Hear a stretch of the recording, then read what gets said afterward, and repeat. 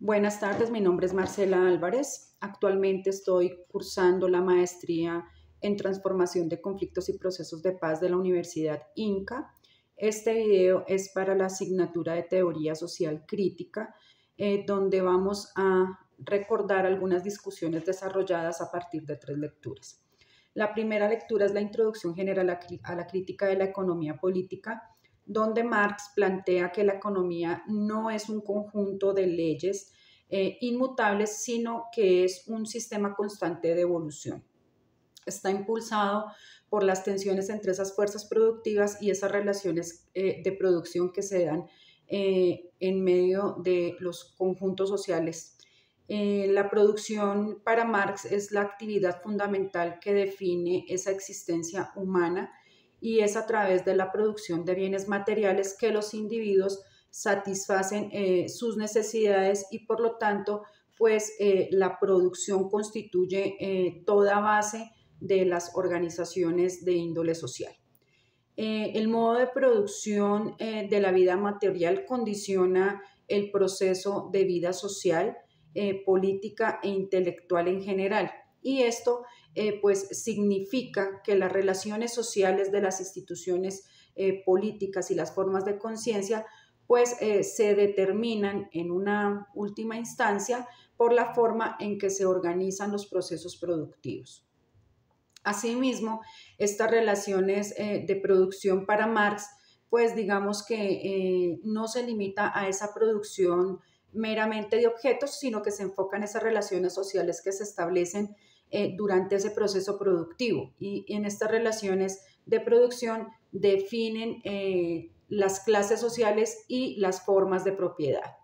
En el capitalismo, las relaciones de producción se caracterizan por la propiedad privada de los medios de producción y esa existencia de la clase trabajadora que vende su fuerza de trabajo a cambio de un salario. Esas relaciones de producción se refieren a cómo se desenvuelve el individuo en sus interacciones sociales y cómo se establecen dentro de ese proceso de producción. Reconoce que los individuos, digamos, no participan en la producción de una manera homogénea, ni tampoco en esa distribución de la riqueza, puesto pues que hay ciertas leyes sociales que están marcadas por la desigualdad de poder, de riqueza, y pues que también están marcadas por actores y agentes económicos que condicionan el conjunto de ese proceso de producción. En cuanto a lo que tiene que ver con el concepto de valor, Marx allí en este capítulo empieza a desarrollar su teoría del valor y determina que el valor de cambio de una mercancía es esa cantidad de trabajo socialmente necesario incorporado a su producción, es decir, el tiempo de trabajo requerido para producir una mercancía en condiciones normales de producción. Marx se interesa en cómo esas relaciones sociales se materializan en las cosas y cómo esas cosas, o sea, las mercancías, se materializan en las relaciones sociales. Este concepto es fundamental para su crítica del capitalismo, ya que le permite explicar la explotación y la generación de plusvalía. También en esa crítica a la economía política clásica, Marx critica a los economistas clásicos porque considera que esas relaciones de producción capitalistas son consideradas como naturales y eternas. Por otro lado, pues Marx en cambio sostiene que estas relaciones son históricas y transitorias y que están sujetas a cambios y contradicciones. Marx busca revelar las contradicciones que son inherentes a ese sistema capitalista, especialmente a la explotación de la clase trabajadora y a esa generación de plusvalía. Digamos que en la parte introductoria de este capítulo, Marx establece su método de análisis que se basa en esa dialéctica materialista y a través de ese método busca comprender esa realidad social y que a través de la identificación de esas contradicciones y esos conflictos que impulsan el cambio histórico social. El segundo texto que se analiza o que se discute es el texto de Renan Vega Cantor, que es Marx y la historia después de la historia.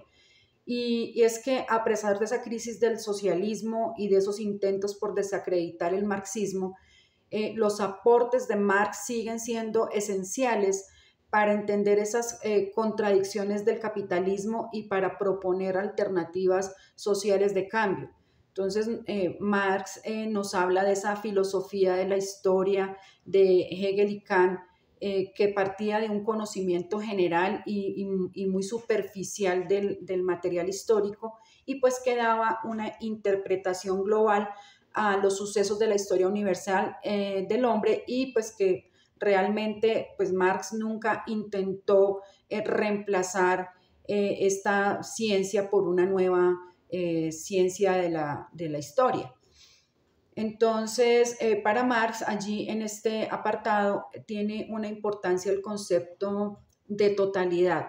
Esa noción de totalidad se refiere a que el conocimiento de un fenómeno debe ser entendido como un todo, ¿sí? Desde de esas relaciones generales a partir de esos procesos de producción y que pues ese estudio contribuya a entender el fenómeno que se está estudiando desde lo general y las causas que lo llevan a que este fenómeno sea universal. Marx muestra la historia como el estudio de la vida de esas sociedades y desde allí parte pues su concepción de la producción y esta producción pues no se limita solamente a aspectos materiales de la producción y la reproducción de la sociedad, sino que se apoya en sistemas medibles y cuantificables que puedan dar rigor a los procesos de investigación. Para Marx, pues la producción es, digamos que, el fundamento del orden social y condiciona los procesos vitales sociales, políticos y económicos del hombre. Entonces, el hombre, al producir sus modos de vida o sus medios de vida, pues también está produciendo su vida material.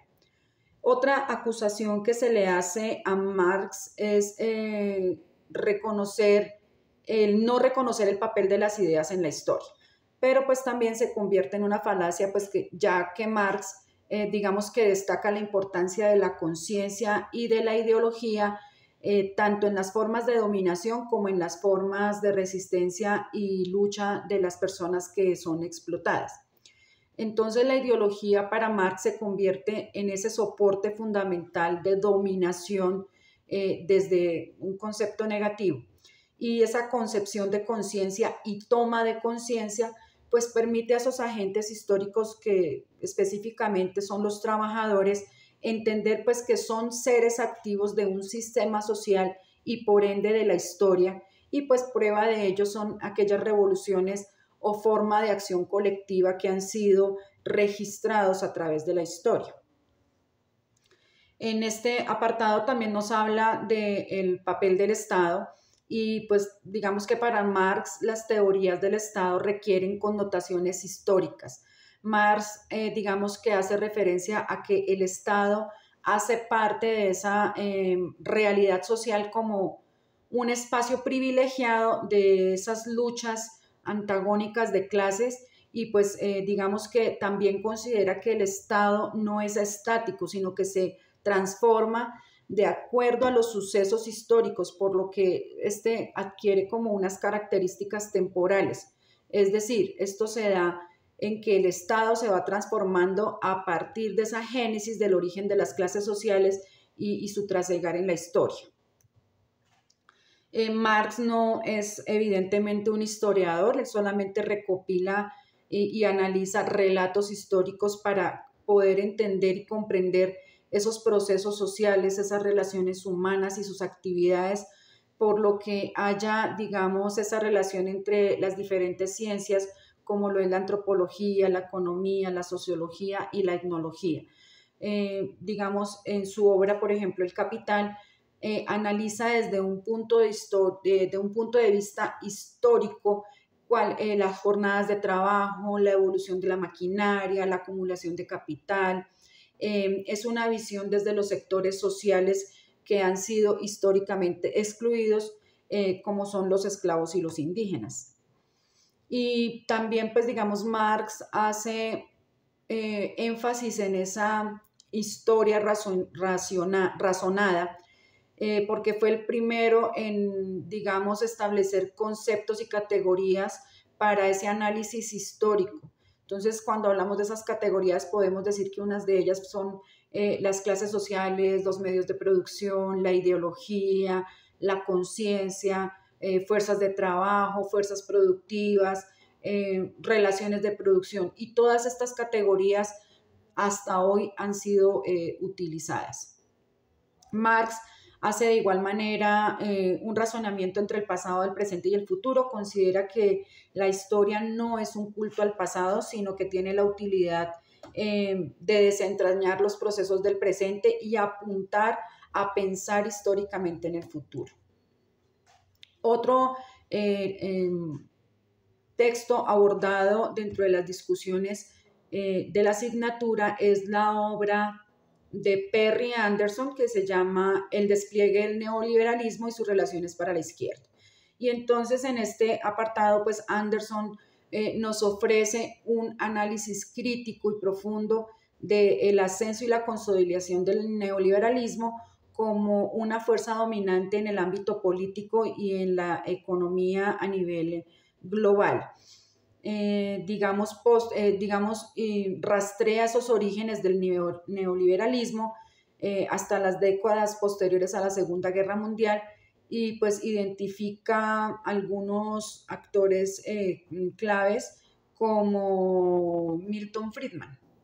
Destaca cómo el neoliberalismo surgió como una reacción contra el estado de bienestar keynesiano y el intervencionismo estatal, y promueve esa desregulación y privatización y esa liberación de los mercados. Y entonces él analiza esas diferentes fases del despliegue del neoliberalismo, ¿sí? Desde, digamos, las primeras formulaciones teóricas hasta la implementación práctica en los gobiernos como el de Margaret Thatcher y el de Ronald Reagan. Asimismo, pues en este texto, Anderson, digamos que examina las características principales del neoliberalismo, incluye ese énfasis en la primacía del mercado, esa reducción del papel del Estado y esa individualización de la responsabilidad y la promoción de la competencia. Analiza esas consecuencias del neoliberalismo como el aumento de la desigualdad, la precarización del trabajo, la financiación de la economía y la erosión, pues, de los servicios públicos. Anderson insta a que la izquierda reconozca la fuerza y la persistencia del neoliberalismo, así como para, pues, comprender sus raíces ideológicas y sus mecanismos de poder, y enfatiza, pues, en la necesidad de que esta izquierda desarrolle una crítica profunda y sistémica al neoliberalismo, así como una alternativa política y económica que sea viable, porque pues digamos que él hace énfasis en esa importancia de no subestimar al adversario, que en este caso es el sistema neoliberal. Y habla de esa crisis que puede existir a partir de la implementación de ese neoliberalismo en nuestros sistemas económicos. El cuarto texto es esa crisis civilizatoria de la que nos habla Renan Vega Cantor. La crisis hace parte de ese recurrente ciclo capitalista que se desemboca en el modelo económico que tenemos actualmente, parte de ese quiebre civilizatorio de carácter integral que incluye factores ambientales, climáticos, energéticos, hídricos y también alimenticios. Esta crisis pues señala las terribles consecuencias de la producción de mercancías que se ha hecho pues universal en las últimas 3 décadas, pues con el objetivo, digamos, de acumular esas ganancias para los grandes capitalistas a nivel global, y que pues solo es posible con ese gasto exacerbado de materiales y de energía. La civilización industrial capitalista pues consolidada durante los últimos siglos se ha sustentado en esa extracción intensiva de combustibles fósiles que hoy pues, nos traen un problema global de cambios climáticos y de acabar con nuestro planeta Tierra. También nos habla de esas transformaciones tecnológicas que se han producido desde la revolución industrial en Inglaterra en el siglo XVIII y que pues han sido posibles gracias al uso de estos combustibles fósiles. Y recordemos que en la revolución industrial se desarrolló el ferrocarril, la máquina a vapor, posteriormente vino el televisor, los aviones y hasta el teléfono celular que usamos hoy en día. Todo esto requiere de combustibles fósiles. Y el uso pues, de estos combustibles fósiles ha permitido al capitalismo extenderse por todo el mundo, ya que los medios de transporte han aumentado, los medios de comunicación, digamos, ahora están más extendidos a nivel mundial. El tamaño y el alcance que hace que la producción de las mercancías se hayan rebasado tanto en el ámbito local como a nivel global y pues digamos esto genera consecuencias para nuestra permanencia dentro de este sistema mundo. Y pues esta expansión mundial de ese capitalismo pues no había sido posible sin el petróleo. Y así funcionan, digamos, por ejemplo, las maquilas en India, las maquilas en China, que han sido vinculadas a ese mercado capitalista donde se clasifica a las personas en consumidores y en productores dentro de ese proceso y esa lógica de producción depredadora del capitalismo. Y pues el uso a una escala muy vasta de los combustibles fósiles trae consigo, por ejemplo, la crisis energética, que pues realmente es el petróleo, ¿sí?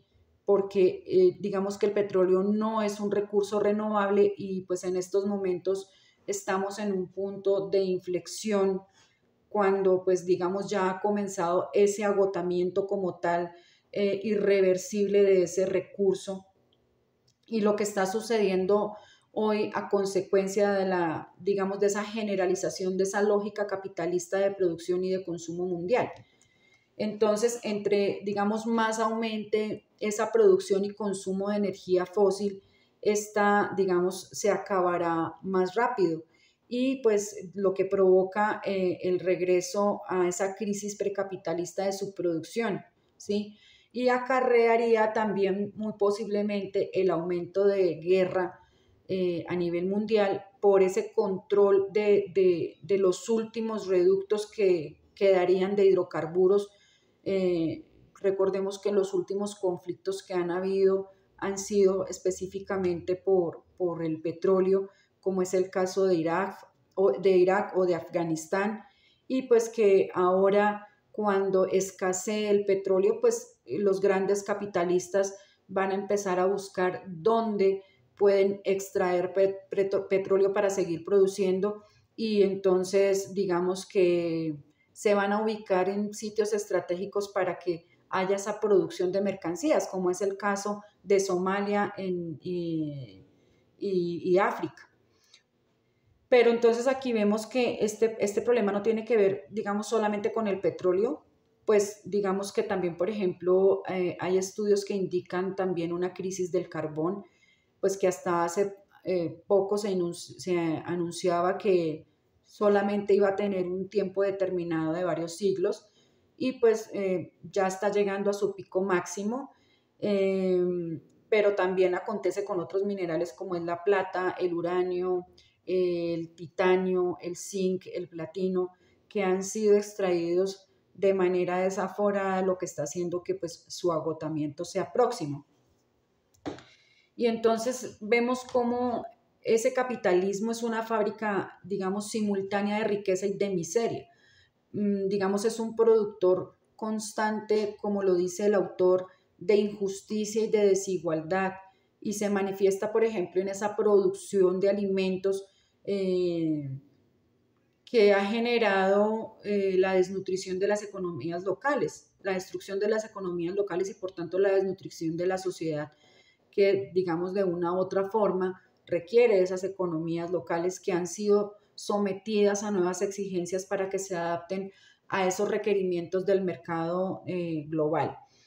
El hambre y la desnutrición actuales, pues digamos que son ese resultado directo de cómo se han ido destruyendo las economías campesinas por parte de esas empresas, digamos, agroindustriales a escalas mayores que monopolizan las mejores tierras, imponen los precios, ¿sí? Los costos tecnológicos que requiere un campesino para poder producir, pero además controlan esa producción de alimentos y esas materias primas de origen agrícola.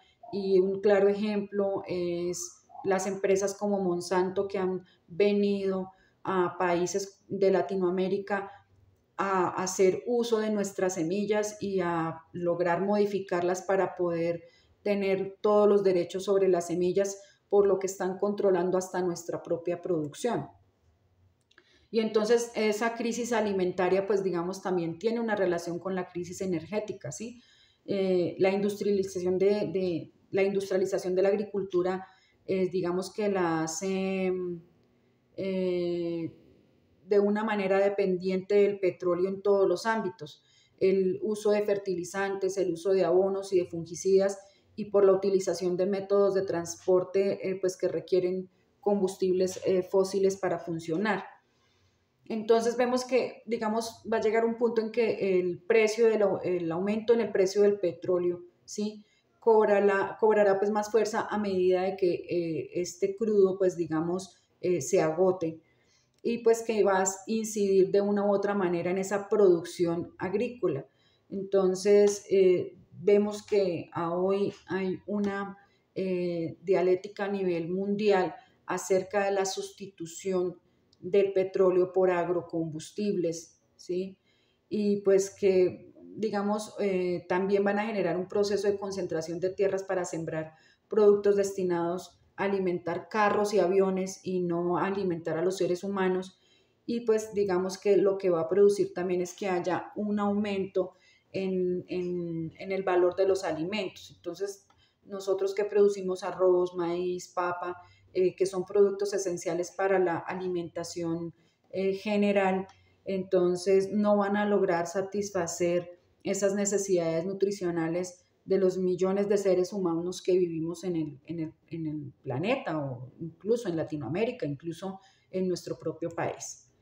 Entonces, y digamos que también esta crisis alimentaria podría estar de una u otra forma relacionada con el cambio climático, digamos, la disminución de las cosechas, sobre todo en las zonas más pobres del mundo.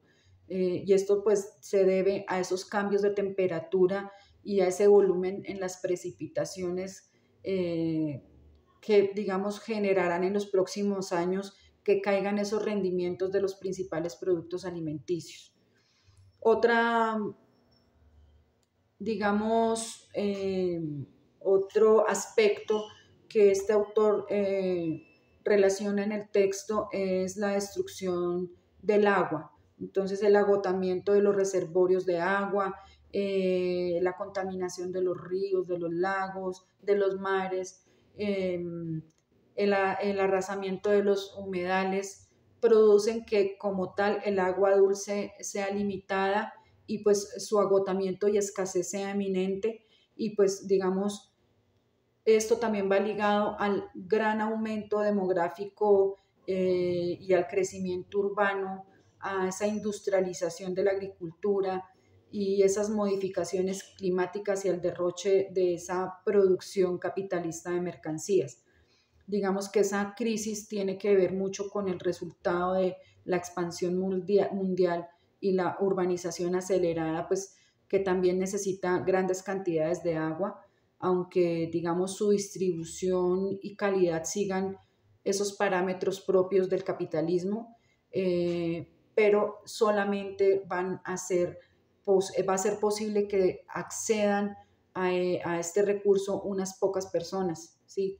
La población pobre en su mayoría no tiene acceso a agua potable, ¿sí? Entonces, asimismo, esta falta o esta pérdida del agua potable, pues también se relaciona con esa explotación de hidrocarburos, porque esa explotación de hidrocarburos requiere un despilfarro absurdo de agua, ¿sí? Nos indica el texto que para extraer un barril de petróleo o de gas, digamos, se requieren cientos o miles de barriles de agua. Entonces, digamos que este trastorno climático se presenta en una primera instancia con el aumento de la temperatura de diversos sitios del planeta Tierra y pues ocasiona transformaciones bruscas e inesperadas en el clima, lo que produce que haya ese deshielo en los glaciales y lo que pues reduce obviamente la oferta hídrica en diferentes países.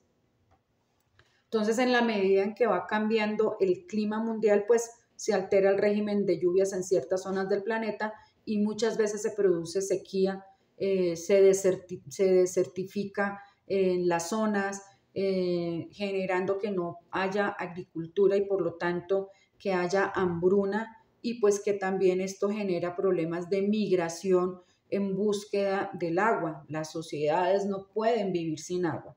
Entonces, digamos que estas sociedades pues, o comunidades huyen de sus, lo decía el texto, de sus terrenos ancestrales a buscar posibilidades quizás a las urbes, lo que genera otra problemática más. Y entonces, esto nos lleva a que estamos a punto de una catástrofe ambiental.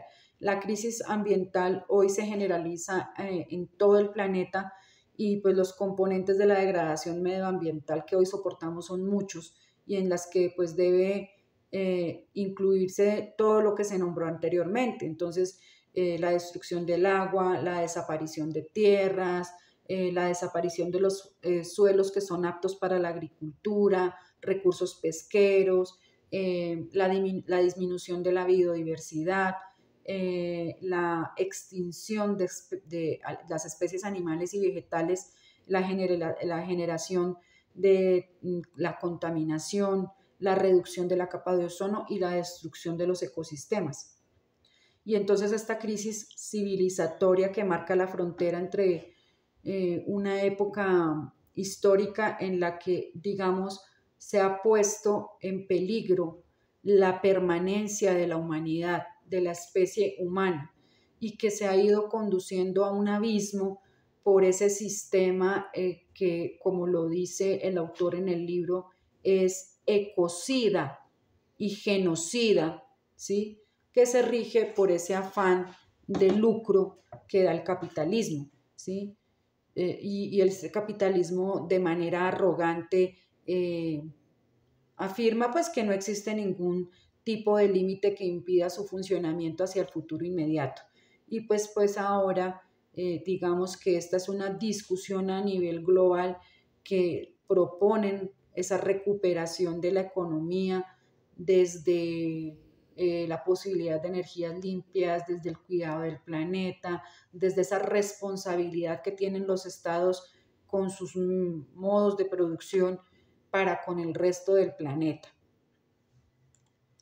Y entonces en el apartado el autor nos habla de la necesidad de poner unos límites y es el límite energético pues que se relaciona con ese agotamiento del petróleo, del gas y del carbón, un límite científico y tecnológico porque no se puede considerar que la ciencia y la tecnología pues son la panacea que van a solucionar cualquiera de los problemas creados en esta sociedad capitalista, un límite demográfico porque pues esto se refiere a ese crecimiento poblacional desmedido, ¿sí? Que se apiña en las grandes urbes y que pues por lo tanto genera miseria y condiciones paupérrimas de vida para esa sociedad acumulada en medio de las urbes.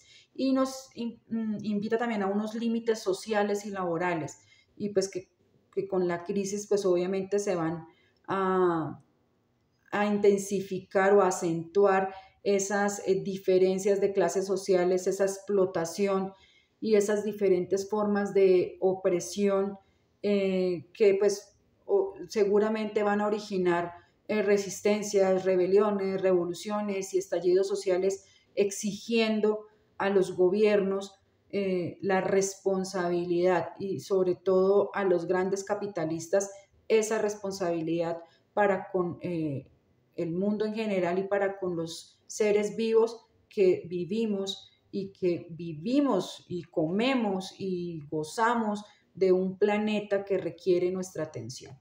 Muchas gracias.